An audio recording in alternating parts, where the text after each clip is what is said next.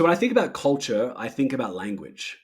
I've loved living across the world, going to different countries, and one of my favorite things of experiencing culture is getting to know the language. I was always the person who had the guidebook or the Lonely Planet. There was a book back in the day of had all the words and phrase books, and I know now there's a Google translator. But I always loved trying, and probably horribly and probably offensive to many different cultures. But I wanted to connect because at the core of culture, there's values and beliefs and the things that people are doing, and it's going to have a sound to it, which is language. And it's very similar, I believe, to leadership. The culture you have is going to have a sound to it, which is your language. So a good tool, a good assessment, a powerful assessment, I think is going to give you three things to help you with your language. One is the speed to know how to talk to each other. When I think about this, I think about my marriage. I've been married for almost 14 years. And the things I know now of how to talk with my wife compared to when I started, I'd almost do anything to go back and give that person a pill and be able to know how to better talk to each other. But we had to go through it. We had to learn. We had to step on each other's toes, fall over, hurt each other's feelings, not connect, some therapy to get there. And so a good, powerful assessment is going to fast forward you years into the future of your relationship to give you that information now to better understand yourself, better understand them, for them to understand better you, and then how to talk to each other better. So I think that's one. The second one that I think it gives you is a mirror. Sometimes we call the proverbial mirror being meta, is looking down upon oneself and understanding who you are. And I think as a leader, that is always one of our biggest dangers is just not being aware. I think about all the times I've led and I've learned something new years into the future. And I'm like, oh my goodness, I can't believe I did that. Almost like a person who's going through a 12-step program. I've had to go back and make amends and say, I'm so sorry, I wasn't aware. And so a good, powerful tool, assessment tool, is going to give you that information now.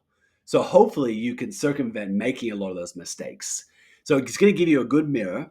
The other part that it gives you is the ability to self-manage. So a lot of leaders that I work with, they're really good at self-awareness. I think it's really grown over the last 20 years. A lot of people I meet, and they're pretty aware of their personality, their strengths, their weaknesses. The challenge is like, do you want to do anything about it? Which is called self-management.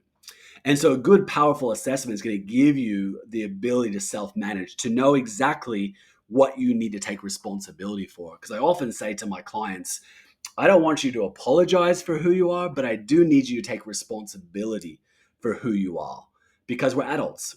We don't live on an island. We don't just live where everyone just conforms around us.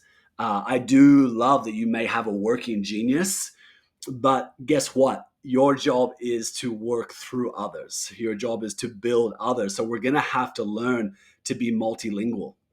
We're going to have to learn how to speak each other's languages. Yes, your language is important, but most of the time you're probably going to be speaking someone else's language.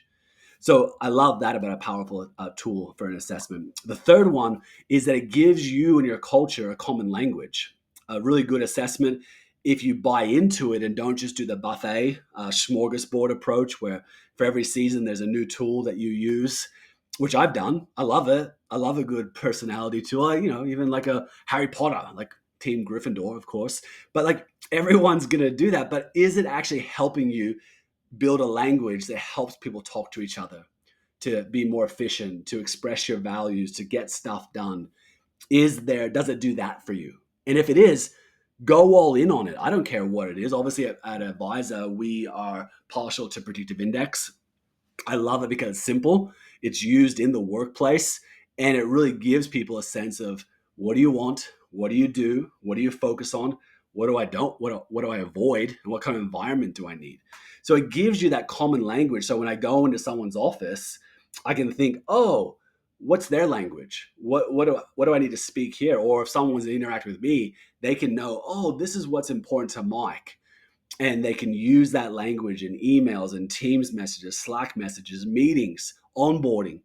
It gives a common language to really shape your culture to make sure you're getting stuff done and people still want to work there. So those are a few elements that I wanted to just express and give you some ideas to think about. when it comes to coaching for culture is the power of assessments.